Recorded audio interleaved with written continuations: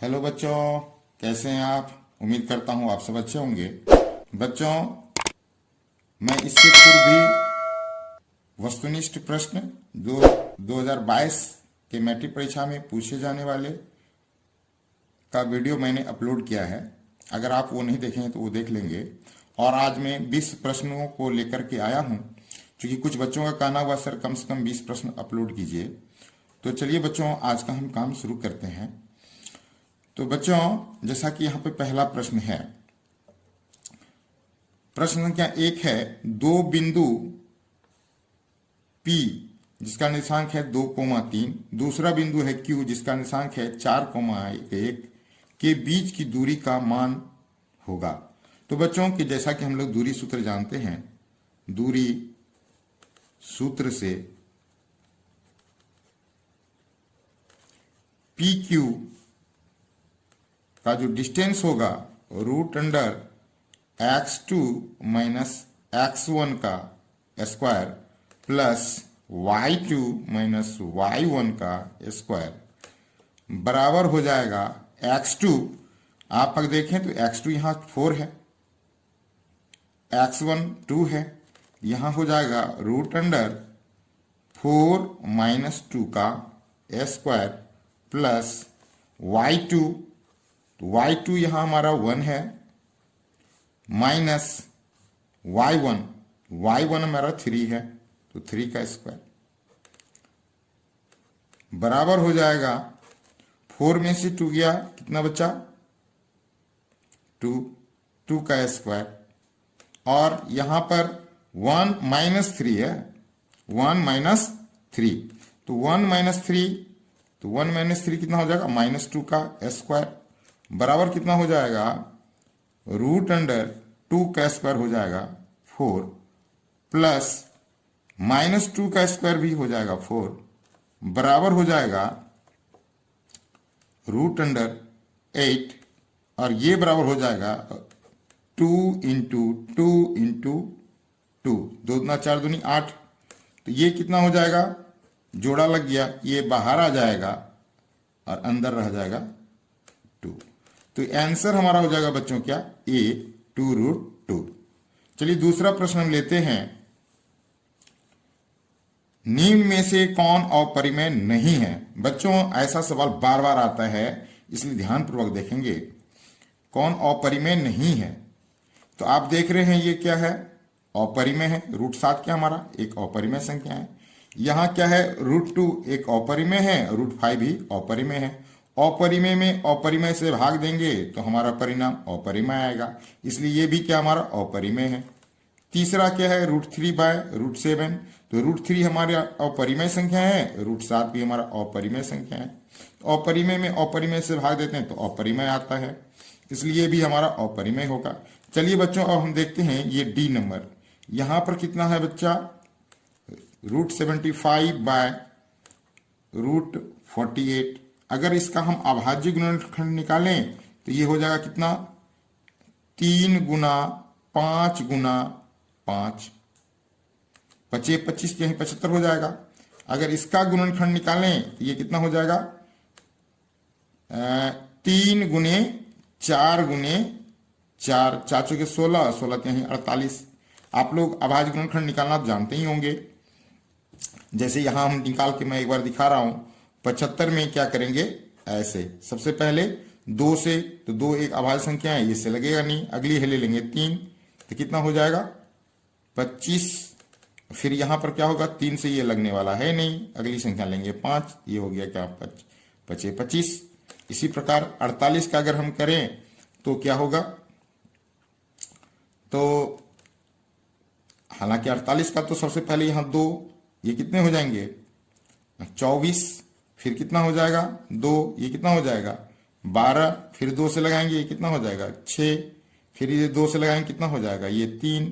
तो अभाज्य गुणनखंड हमारा 2 गुना 2 गुना 2 गुना 2 गुना 3 हुआ, तो ये 2 दुना कितना हो गया 4 जो मैंने लिया है, फिर ये 2 दुना कितना हुआ 4 जो मैंने लिया है, एक ले लिया 3। ठीक है, तो बच्चों यहां पर अगर हम करें ये क्या हो जाएगा, क्योंकि ऊपर में भी रूट है और नीचे में भी रूट है, तो रूट अंडर कितना हो जाएगा 3 × 5 × 5 बाय क्या हो जाएगा 3 × 4 ये 3 से 3 कट गया।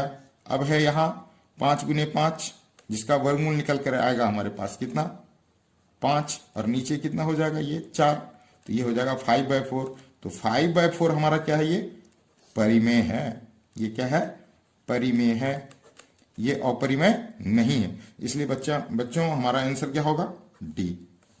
चलिए बच्चों अगला सवाल लेते हैं। दो क्रमिक सम संख्याओं का एचसीएफ होगा। देखिए बच्चों अच्छा सवाल है ये। दो क्रमिक सम संख्याओं का एचसीएफ होगा, तो बच्चों इसका आंसर आएगा 2। कैसे, इसको हम लोग देखते हैं। जैसे एग्जाम्पल में हम लोग ले लेते हैं सम संख्या में एक 2,4। दूसरा एग्जाम्पल हम लोग लेंगे, दूसरा एग्जाम्पल लेते हैं 4,6।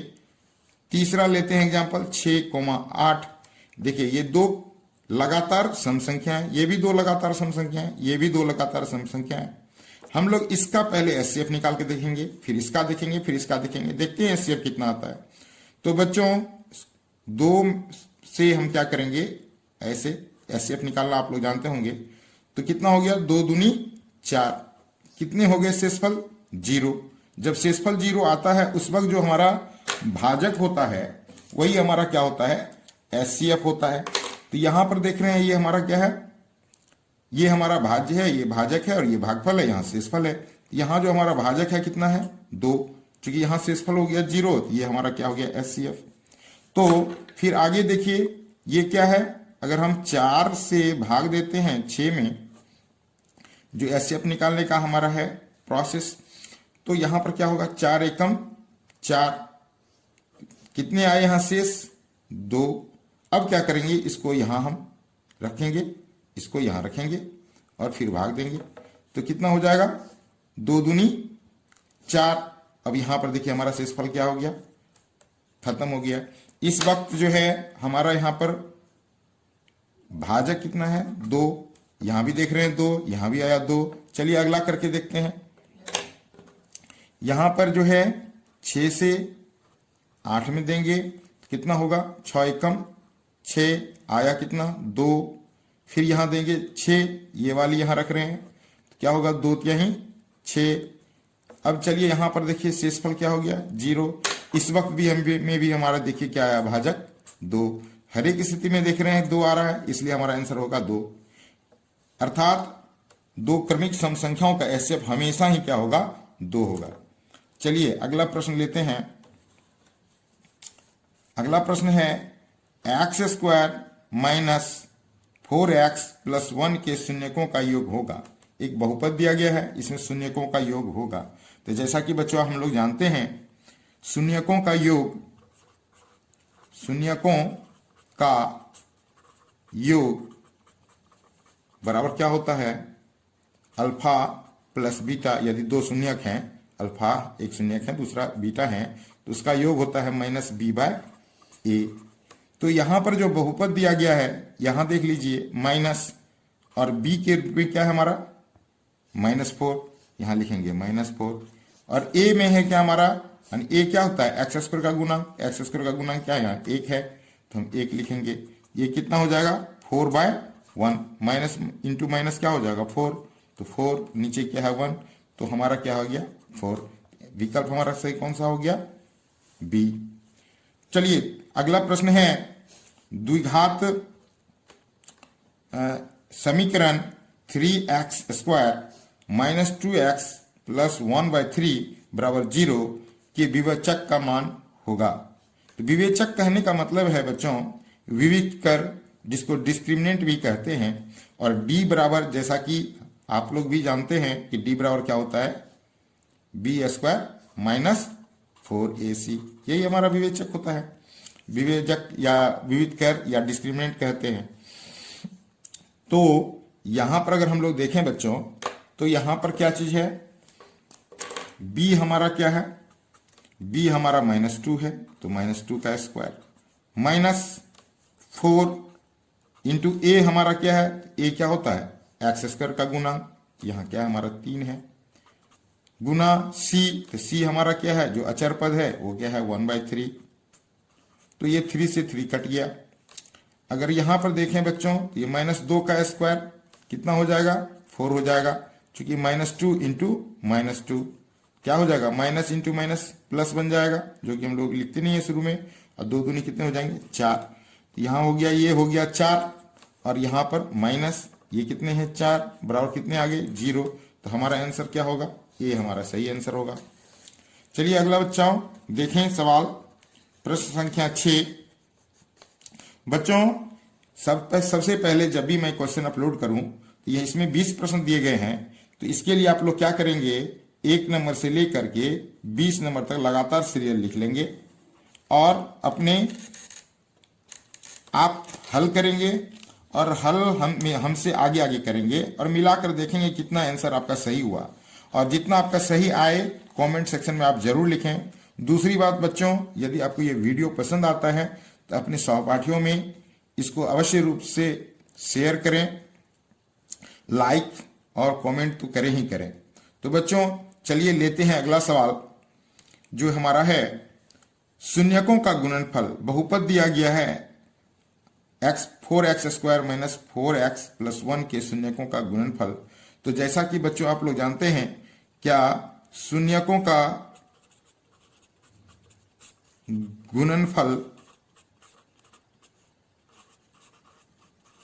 यदि हमारा वो शून्यक अल्फा और बीटा है तो अल्फा इंटू बीटा बराबर क्या होता है, c/a। तो बच्चों c/a होता है। तो यहाँ c क्या है, हमारा अचर पद है, जो कि यहाँ हमारे प्रश्न में जो दिया गया है 1 है। और a क्या होता है, तो एक्स स्क्वायर का गुना, एक्स स्क्वायर गुना हमारा 4 है, ये हो जाएगा 4। तो हमारा उत्तर हो जाएगा क्या, c। तो बच्चों बिल्कुल इसी प्रकार के प्रश्न हमारे परीक्षा में आते रहते हैं, तो इसे बिल्कुल ही नजरअंदाज नहीं करेंगे, इसे सीरियसली से देखेंगे तो आपका कंसेप्ट बिल्कुल ही जो है क्लियर हो जाएगा।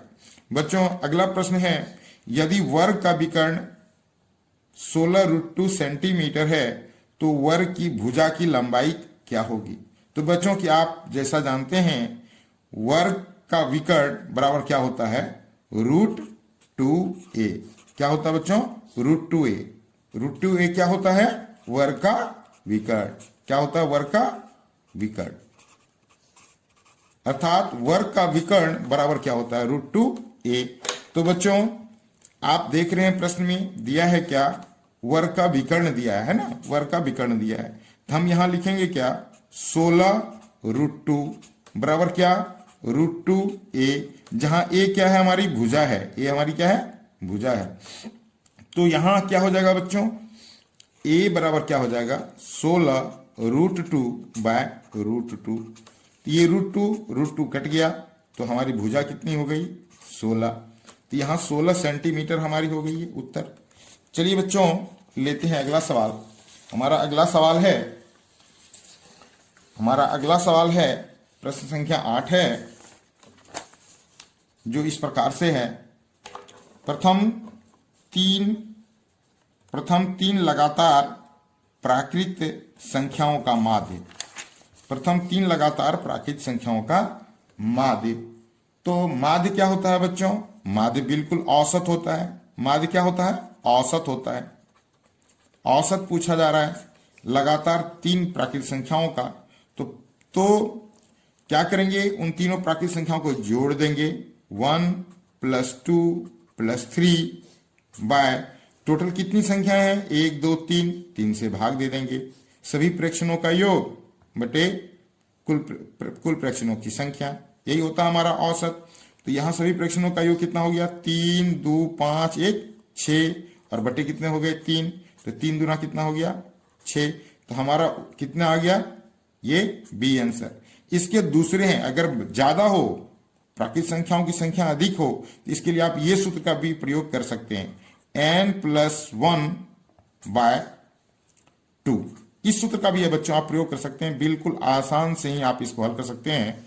जैसे कि इस केस में ही आप देख लें क्या हो जाएगा, प्रथम 3 संख्याएं पूछ रहा है, तो ये क्या है 3 + 1 बटे कितना होगा 2 बराबर कितना हो गया बच्चों 4/2 और ये कितने हो गए 2। आ गया ना बच्चों 2 आंसर। ये बहुत ही आसान है, लेकिन इससे भी आसान आपको ये लगेगा, है ना। ये अगर संख्याएं बहुत अधिक हों तो आप इस सूत्र का प्रयोग कर सकते हैं। चलिए बच्चों, अगला सवाल लेते हैं। यहां पूछा जा रहा है tan 60 डिग्री का मान होगा। तो बच्चों, आप लोगों को ये जो चार्ट है sine cos tan cot sec cosec के डिग्री वाले का मान का जो चार्ट है, शायद आपको याद होगा। नहीं याद होगा तो इसे याद रखें। और tan 60 डिग्री का जो मान होता है वो क्या कितना होता है, √3 ना। तो ये कितना हो जाएगा, √3 हो जाएगा।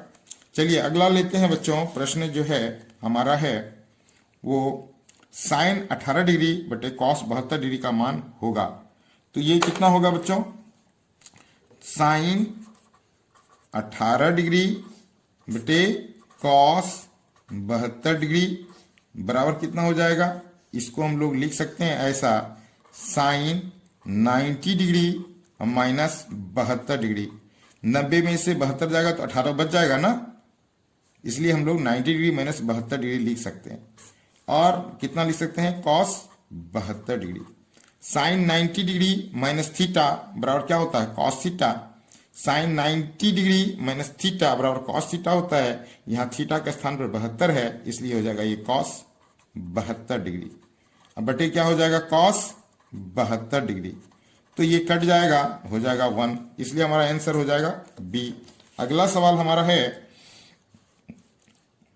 दो बिंदु P 2,-2 Q -2,2 को मिलाने वाले रेखाखंड के मध्य बिंदु का नियामक होगा।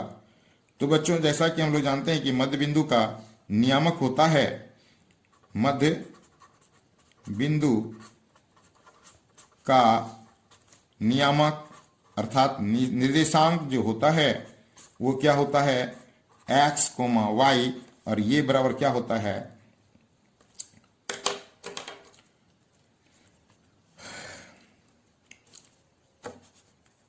x1 plus x2 by 2, y1 plus y2 by 2। तो बच्चों, इस केस में आप यदि देखें तो हमारा x1 कितना है, x1 है हमारा 2 प्लस x2 कितना है, -2 बटे कितना हो गया, 2। दूसरा चलिए हम यहां y1, तो y1 हमारा कितना है, -2 प्लस y2 मेरा कितना है, तो y2 मेरा 2 है बटे कितना हो गया, 2। तो यहां पर अगर करें 2, यहां प्लस माइनस तो माइनस हो जाएगा, तो 2 - 2 कितने हो जाएंगे, 0 बटे 2। और ये कितना हो जाएगा, यहां -2 है प्लस 2 है, कितना हो जाएगा, 0 बटे 2। तो 0 बटे 2 कितना हो जाएगा, 0, और ये 0 बटे 2 कितना हो जाएगा, 0। इस प्रकार हमारा जो उत्तर होगा वो हो जाएगा 0,0, मध्य बिंदु का निर्देशांक नियामक। चलिए अगला क्वेश्चन लेते हैं। दो वृत्तों का क्षेत्रफल 4:1 है, तो उनकी त्रिज्याओं का अनुपात है। दो वृत्तों का क्षेत्रफल कह रहा है, तो मान लेते हैं कि फर्स्ट जो हमारा सर्कल है ना, उसकी जो है त्रिज्या r1 है। दूसरा जो हमारा सर्कल है, सेकेंड सर्कल, उसकी त्रिज्या हमारी r2 है। तो हम लोग जैसा कि सूत्र से जानते हैं, पहले वृत्त का क्षेत्रफल बटे दूसरे वृत्त का क्षेत्रफल बराबर क्या हो जाएगा, पहले वृत्त का क्षेत्रफल क्या हो जाएगा, पाई r1 का स्क्वायर बटे क्या हो जाएगा, पाई r2 का स्क्वायर। और ये पाई पाई तो कट जाएगा, यानी वो r1 का स्क्वायर बटे r2 का स्क्वायर बराबर हो जाएगा पहले वृत्त का क्षेत्रफल बटे दूसरे वृत्त का क्षेत्रफल।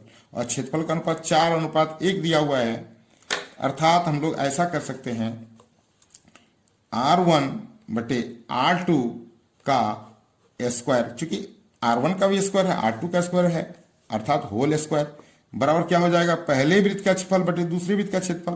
तो अनुपात में दिया हुआ 4:1, तो लिख देंगे 4/1। अब यहां से स्क्वायर हटेगा, इधर अंडर रूट पड़ जाएगा, तो बराबर क्या हो जाएगा, यहां बराबर यदि देखें तो क्या हो जाएगा, R1 बाय R2 बराबर क्या हो जाएगा, रूट अंडर 4/1 बराबर क्या होगा, 2/1 बराबर क्या होगा, 2:1। तो 2:1 हमारा हो जाएगा ये आंसर। चलिए बच्चों, अगला सवाल हमारा है tan थीटा बराबर √3, तो थीटा का मान होगा। इससे पूर्व भी बच्चों यही प्रश्न था, लेकिन जस्ट इसके अपोजिट यहां है। तो यहां पर क्या चीज है, आप जैसा कि जानते हैं tan 60 डिग्री बराबर क्या होता है, √3 होता है।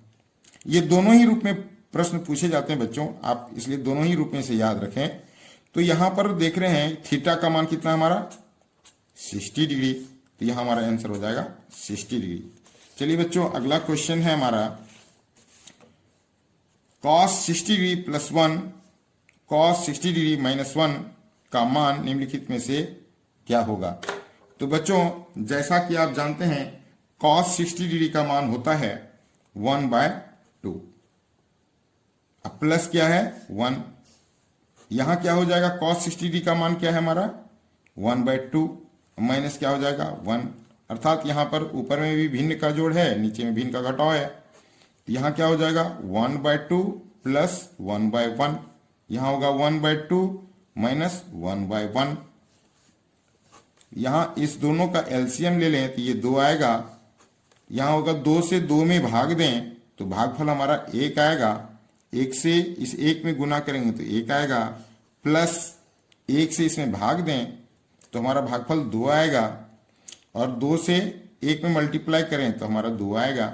नीचे इसी प्रकार 2 और 1 का एलसीएम 2, 2 से इस 2 में भाग देंगे, भागफल हमारा 1 आएगा, 1 से 1 में मल्टीप्लाई करेंगे 1 आएगा, माइनस है तो यहां माइनस लिखेंगे, फिर 1 से इस 2 में भाग देंगे, भागफल हमारा 2 आएगा, और यहां 2 गुना 1 क्या होगा 2। इस प्रकार ये हो जाएगा 3/2, भाग कितना हो जाएगा -1/2, बराबर हो जाएगा 3/2 गुना क्या हो जाएगा -1,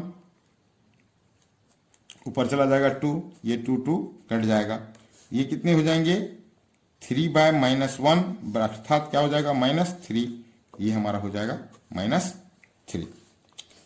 चलिए बच्चों आगे देखते हैं, जो हमारा अगला प्रश्न है प्रश्न संख्या 15, यदि अल्फा और बीटा बहुपद f(x) बराबर x² plus x plus x के मूल हों तो 1/अल्फा प्लस 1/बीटा का मान है। तो 1/अल्फा प्लस 1/बीटा, इन दोनों का एलसीएम लेंगे तो अल्फा इंटू बीटा होगा, अल्फा से इसमें भाग देंगे अल्फा कट जाएगा, बीटा बच जाएगा, हमारा भागफल होगा, भाग बीटा को 1 से मल्टीप्लाई करेंगे तो हो जाएगा बीटा, और यहाँ प्लस का साइन है प्लस लिखेंगे, अब बीटा से इसमें भाग देंगे तो बीटा बीटा कट जाएगा, भागफल हमारा अल्फा होगा, अल्फा से 1 को मल्टीप्लाई करेंगे तो अल्फा होगा, अर्थात अल्फा प्लस बीटा बटे हो जाएगा alpha into beta. Alpha plus beta यानी शून्यकों का योग जो होता है -b/a, और नीचे है अल्फा इंटू बीटा अर्थात शून्यकों का गुणनफल जो होता है c/a, तो ये हो जाएगा -b/a गुना क्या हो जाएगा, इसको ऊपर चला जाएगा a/c, अर्थात ये दोनों कट जाएंगे, हो जाएगा क्या -b/c। तो यहां पर अगर देखें जो बहुपद दिया गया है इसमें -b हमारा क्या है, तो x का जो गुणांक होता है वो होता है हमारा b, यहाँ x का गुणांक कितना हमारा 1 है, ये हो गया -1, और यहाँ c जो कि अचर पद होता है वो कितना है हमारा 1, ये 1 क्या हो जाएगा -1/1 -1, तो हमारा उत्तर हो जाएगा -1। अगला सवाल लेते हैं बच्चों, एक द्विघात बहुपद के मूलों का योगफल और गुणनफल क्रमशः 2 तथा -15 है, क्या है योगफल की बात हो रही है। ये है योगफल और ये है गुणनफल, यानी अल्फा प्लस बीटा बराबर दिया गया है 2, अल्फा इंटू बीटा बराबर दिया गया है -15। और हम लोग जानते हैं जैसा कि सूत्र से कि द्विघात बहुपद जो होते हैं वो इस रूप के होते हैं, x² minus alpha plus beta into x plus alpha into beta. तो इस हिसाब से x² minus alpha plus beta हमारा 2 दिया गया है, ये हो जाएगा 2, और यहाँ x plus alpha into beta वो कितना हमारा -15। इस प्रकार हमारा हो जाएगा x² माइनस 2x माइनस 15। ये उत्तर हमारा डी सही हो जाएगा। चलिए बच्चों आगे देखते हैं। बिंदु Q से वृत्त की स्पर्श रेखा की लंबाई 24 सेंटीमीटर और केंद्र से Q की दूरी 25 सेंटीमीटर है। इसके लिए बच्चों सबसे पहले हम लोग एक चित्र बनाते हैं। एक हमने वृत्त की रचना की, ये हमारी स्पर्श रेखा हो गई। यहां पे बिंदु हमारा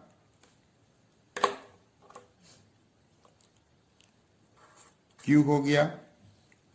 बिंदु Q से वृत्त की स्पर्श रेखा की लंबाई 24 सेंटीमीटर है, ये हमारी हो गई 24 सेंटीमीटर। यहां पर हम P देते हैं। यहां हमारा केंद्र है वृत्त का और इससे हम इसको मिलाते हैं और ये हमारी हो गई वृत्त की त्रिज्या। तो आप लोग जैसा कि बच्चों जानते हैं कि त्रिज्या जो है स्पर्श रेखा के साथ स्पर्श बिंदु पर समकोण बनाती है, 90 डिग्री का कोण बनाती है। ये हमारा कर्ण हो गया। ये अगर हमारा केंद्र O केंद्र वाला एक वृत्त है तो OPQ हमारा एक समकोण त्रिभुज हो गया। इसमें ये हो गया कर्ण। तो और क्या दिया गया है, केंद्र से Q की दूरी 25 सेंटीमीटर है, यानी केंद्र से Q की दूरी 25 सेंटीमीटर, अर्थात ये 25 सेंटीमीटर है।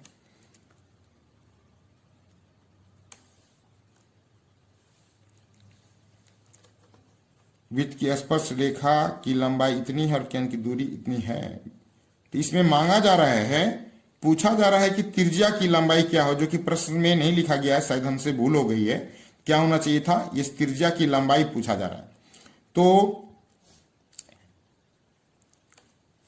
तो यहां पर क्या हो जाएगी, त्रिज्या की जो लंबाई हो जाएगी OP बराबर हो जाएगा, क्या हो जाएगा, इसकी लंबाई और ये कर्ण के स्क्वायर, यानी क्या हो जाएगा OQ का स्क्वायर माइनस क्या हो जाएगा PQ का स्क्वायर। तो यहां पर हो जाएगा OQ का स्क्वायर यानी 25 का स्क्वायर माइनस हो जाएगा 24 का स्क्वायर और ये बराबर हो जाएगा 625 माइनस 576 बराबर हो जाएगा, ये अगर इसको घटाएंगे तो हो जाएगा 49 और इसका वर्गमूल हो जाएगा 7। तो इस तरह से यहां जो होगा हमारा, तो ये जो त्रिज्या की लंबाई है वो हो जाएगी कितनी, 7। ये त्रिज्या की लंबाई से मांगी जानी जा रही है, लेकिन प्रश्न में यहां लिखा नहीं गया है, लिखने में मुझसे भूल हो गई, इसके लिए सॉरी। लेकिन पूछा जाएगा यहां इस प्रकार से रहेगा, नहीं 2 चीजें दी रहेगी, तीसरी चीजें मांगी जाएगी, जैसा कि यहां पे त्रिज्या मांगा गया है। तो अगला प्रश्न हमारा है जो है प्रश्न संख्या 18, -4,3 की स्थिति किस पाद में है। तो बच्चों जैसा कि हम लोग जानते हैं, ये हमारा एक्स अक्ष है, हमारा ये वाई अक्ष है। ये कहलाता फर्स्ट क्वाड्रेंट, ये हमारा सेकेंड क्वाड्रेंट है, ये हमारा थर्ड क्वाड्रेंट है, ये हमारा फोर्थ क्वाड्रेंट है। इसमें है क्या, फर्स्ट क्वाड्रेंट का जो नियामक होता है ये दोनों ही धनात्मक होते हैं, प्लस प्लस, और इसका जो नियामक होता है वो क्या होता है, एक्स होता है माइनस और वाई होता है प्लस में। इसका जो नियामक होता है ये दोनों ही माइनस में होता है। इसका जो नियामक होता है वो ये एक्स होता है इसका प्लस में और वाई होता है इसका माइनस में। तो यहां पर अगर हम देखें इस क्या है, एक्स हमारा माइनस में और वाई हमारा प्लस में, ये है माइनस और यहां है प्लस। इसका मतलब ये जो है द्वितीय पाद में होगा, सेकंड क्वाड्रेंट में होगा, ये हमारा द्वितीय होगा आंसर इसका। चलिए अगला प्रश्न हमारा है, यदि दो समरूप त्रिभुज के क्षेत्रफलों का अनुपात 16:9 हो तो उनकी संगत भुजाओं का अनुपात होगा। तो दो समरूप त्रिभुज का क्षेत्रफल का अनुपात, जैसा कि बच्चों हम लोग जानते हैं प्रमेय 6.6, दो समरूप त्रिभुजों के क्षेत्रफलों का अनुपात उनकी संगत भुजाओं के अनुपात के बराबर होता है। अर्थात इसको बच्चों हम लोग इस प्रकार समझें, यदि त्रिभुज पी क्यू आर और त्रिभुज ए बी सी, अगर ये दोनों त्रिभुज समरूप हैं तो त्रिभुज पी क्यू आर समरूप हैं त्रिभुज ए बी सी के, तो इसके लिए सूत्र होता है area of P Q R बटे area of A B C बराबर होगा पी क्यू बटे ए बी का स्क्वायर, ये बराबर होगा क्यू आर बटे बी सी का स्क्वायर बराबर होगा पी आर बटे ए सी का स्क्वायर। ठीक बच्चों, तो अर्थात यहां पर देखिए पी क्यू बटे क्या है ए बी, इसमें अगर देखें तो हमने क्या लिखा क्यू आर बटे क्या लिया बी सी, इसमें देखें तो लिया है ये पी आर बटे क्या लिया है ए सी। तो यहां पर अगर हम देखें तो क्या है, हमारा क्षेत्रफल का अनुपात दिया है 16:9। तो यदि हम दो भुजा के अनुपात कहा जा रहा है तो हम ऐसा लिख सकते हैं पी क्यू बटे ए बी का स्क्वायर बराबर area of P Q R. Area of P Q R कितना है 16, area of A B C कितना है 9। इसलिए क्या हो जाएगा, या P Q by A B बराबर हो जाएगा √16/9, और ये कितना हो जाएगा 4/3। 16 का वर्गमूल 4 और 9 का वर्गमूल 3, तो बराबर कितना हो जाएगा 4:3। तो इस प्रकार से हमारा आंसर हो जाएगा ये C 4:3। इस सूत्र को बच्चे याद रखेंगे, परीक्षा में ये क्वेश्चन बार बार पूछे जाते हैं। चलिए बच्चों, आज का ये आखिरी प्रश्न है, निम्नलिखित से कौन बहुपद नहीं है। तो बहुपद के लिए तो बच्चों आप जैसा जानते हैं, यदि चर राशि का घात मतलब पावर यहां जो रहेगा ना, चर राशि पे जो पावर रहना चाहिए यहां होना चाहिए पूर्ण संख्या। क्या होना चाहिए, पूर्ण संख्या यहां होनी चाहिए, पूर्ण संख्या। पूर्ण संख्या का मतलब समझते होंगे आप लोग अच्छी तरह से, 0, 1, 2, 3, 4, 5, ये क्या होती हैं, पूर्ण संख्या होती हैं। तो यहां जो हम पहला ले रहे हैं पद क्या है, वो ये पहला जो चॉइस है √5x² माइनस 3√2x। तो यहां पर कितना है, यहां पर क्या हमारा पावर है जो है चर पे कितना है, पूर्ण संख्या है। यहां भी चर पे पावर क्या है, पूर्ण संख्या है, और यहां पे चर जो है इस पे पावर जो है पूर्ण संख्या है। तो यहां पर क्या चीज छुपा हुआ है, x छुपा हुआ है, और x पे पावर कितना हमारा 0, तो 0 भी पूर्ण संख्या। तो यहां जो रहता है गुणांक में कोई भी वास्तविक संख्या हो सकता है, तो यहां √5 है, यहां पर -3√2 है, और यहां पर क्या है 4 है, ये तो अचर पद है। तो यहां पर हमारा घात कितना है 2, यहां क्या है घात 1, यहां घात कितना है 0, अर्थात ये हमारा क्या बहुपद है। यहां अगर हम गौर करें, यहां भी हमारा एक वास्तविक संख्या है, यहां पर जो है चर राशि पर घात कितना है 3, यहां पर चर राशि पे घात कितना है 2, यहां चर राशि पे घात है 1, यहां चर राशि पे घात कितना है 0, ये भी हमारा एक बहुपद है। यहां पर करें तो यहां भी क्या हमारा चर राशि पे घात 2 है, यहां चर राशि पे घात 1 है, यहां चर राशि पे घात 0 है, ये भी हमारा बहुपद है। यहां अगर गौर करें तो यहां पर जो बच्चों हमारा आंसर यही होगा। क्यों होगा? क्योंकि यहां पर घात कितना हमारा 1 है। अगर इसको हम लोग लिखना चाहें तो ऐसा लिख सकते हैं x plus x to the power -1। यहां तो घात 1 है, यहां पर घात कितना हमारा -1। तो -1 तो हमारा पूर्ण संख्या नहीं होता, इसलिए ये हमारा बहुपद नहीं होगा, इसलिए हमारा ये आंसर। तो बच्चों आज के लिए इतना ही। यदि आपको ये वीडियो पसंद आता है तो इसे लाइक करें। अगर यदि आप अभी तक इस चैनल को सब्सक्राइब नहीं किया है तो इसे सब्सक्राइब करें और अपने दोस्तों के साथ शेयर करें। ठीक है बच्चों, जय हिंद, जय भारत।